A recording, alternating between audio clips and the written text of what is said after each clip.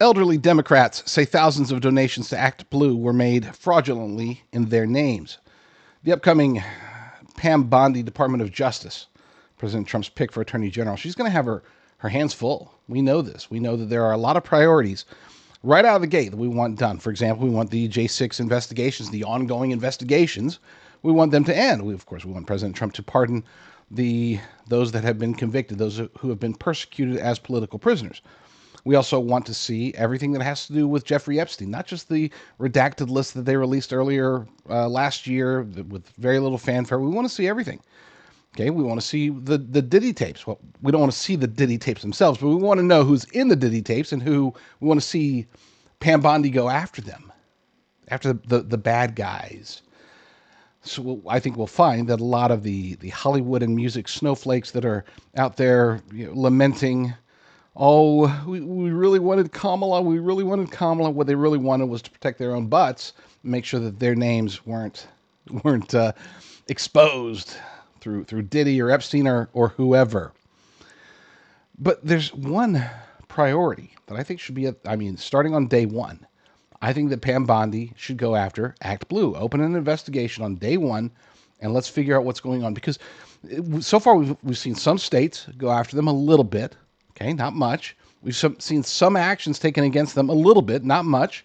We've seen ActBlue themselves engage in activities that are basically useless, but attempting to say, oh no, we're totally not engaged in campaign finance fraud or illegal offshore contributions or the use of people's identities to donate in their name. No, we're not doing anything like that. Well, apparently they are. Okay. It appears, based upon the evidence that we've seen, since 2023, mind you, since James O'Keefe was among the first to demonstrate that this was happening, that elderly people, mostly elderly, but also non-elderly people, their names, their identities, their addresses, their occupations, those were being used to funnel illegal campaign contributions, not just for campaigns either, for woke causes, leftist causes. Anybody that has anything to do with ActBlue, chances are they got some money in the form of small donor donations that were actually coming from China or billionaires in the U.S. or outside of the U.S. or whatever. They funnel in a lot of money. ActBlue takes it and parses it out. That's the scam. Okay, that's how they stay under the radar. And it's highly illegal. And I want to see that investigated. But according to this article over at, it's from Daily Signal, Elizabeth Troutman, we have it cross-posted with permission over at AmericaFirstReport.com. Democrat fundraising platform ActBlue may have raked in millions through fraudulent donations, according to the testimonies of elderly Americans who said federal election records do not reflect their giving. 18 registered Democrats in Connecticut, all over the age of 70, appear to have donated $1.9 million to Democrat causes, including ActBlue, through hundreds of thousands of small donations from 2016 to 2024, according to a review of Federal Elections Commission filings by Dominique Rapini, cybersecurity company CEO and a former Connecticut Republican candidate for office. Curious about the donation patterns, Rapini tracked down some of the Connecticut residents and asked them if they really did make thousands of small donations, sometimes multiple, in a day, through ActBlue. Several of these supposed donors told Rapini they did not make any of the reported donations, nor did they know anything about how their names were being used. An 88-year-old Yale University professor, for example, supposedly made 7,539 donations for a total of $213,163, according to the FEC records. After Rapini informed him about the significant donations in his name, he signed an affidavit saying, "I believe this does not reflect my donation frequency or dollars I have donated," according to Rapini, who has analyzed numbers for 3 decades in the tech industry. This is a possible case of alleged identity theft and money laundering. A contribution made by one person in the name of another is illegal. It's called a straw donation. It's very, very illegal, and apparently it's happening multiple times per day to dozens, hundreds, maybe thousands, maybe tens of thousands, maybe more.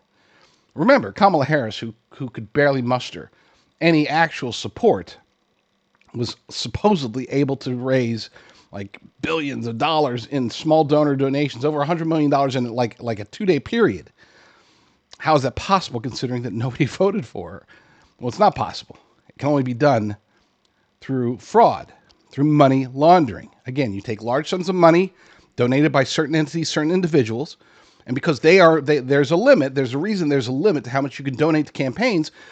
Somebody using ActBlue, maybe ActBlue themselves, maybe somebody outside of ActBlue, but somebody took those donations, those, say $50 million, and they said, oh, here, Mr. Elderly Connecticut resident. They didn't give it to him. They just plugged it in. Here's a credit card number, probably a burner credit card, right? Here's a credit card number. We're going to donate $79 under the name of Jill Haven, a retired 79-year-old lady in Bridgeport, Connecticut. I don't know, just random. And keep in mind that the records of these donations, they are public. So it's very easy to do. And it seems as if that is how Democrats are able to outraise Republicans invariably every time. And it's not just, again, Democrat politicians or candidates. It's also organizations that use ActBlue to drive their woke causes.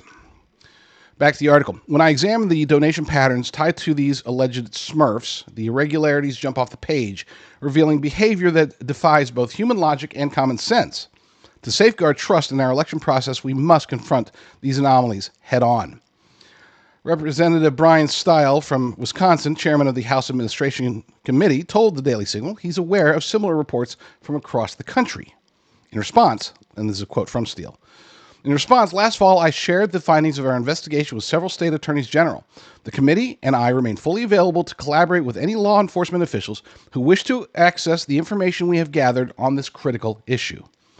An elderly acupuncturist and registered Democrat appears to have made 17 donations in 2022 through ActBlue, totaling $317.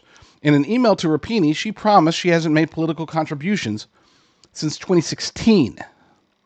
So 6 years later, 6 years after her last contribution, her name, her address was used. Keep in mind, this isn't just about electoral fraud or fundraising fraud or money laundering. This also puts these people at risk because don't forget, this information is publicly available. So if thief Bob decides to look and say, oh my gosh, look at this. Apparently, this retired person must be rich because it says they made $200,000 worth of donations over the past 7 years. They got to have money somewhere. It's probably in their house. Let's go get it. Because again, their information is made public.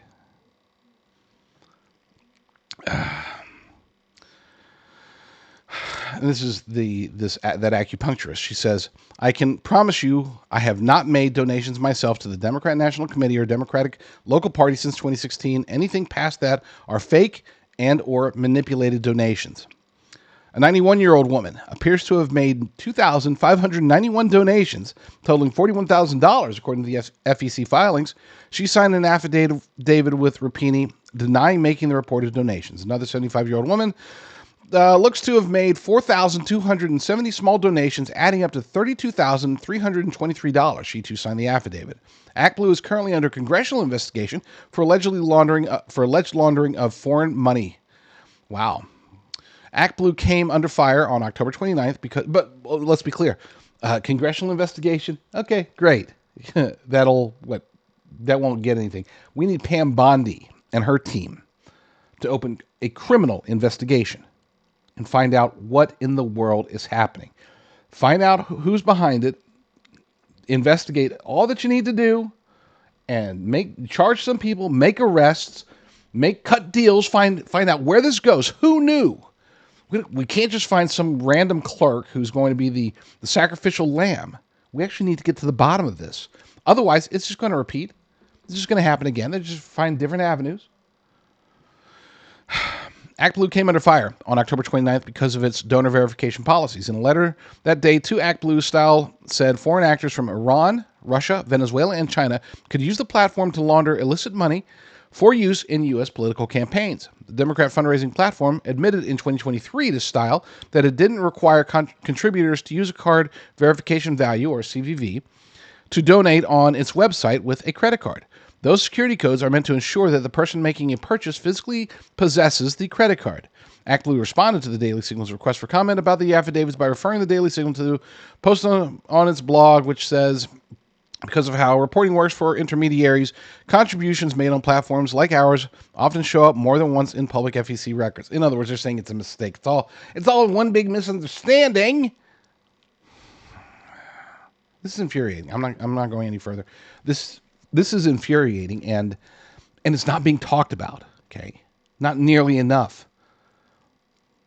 There are elections that are being stolen. There are woke companies, woke organizations that are being funded through this.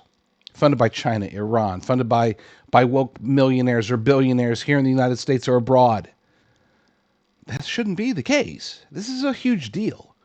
Where's conservative media? Where's alternative media? Why is this occasionally popping up here, in this case, on Daily Signal?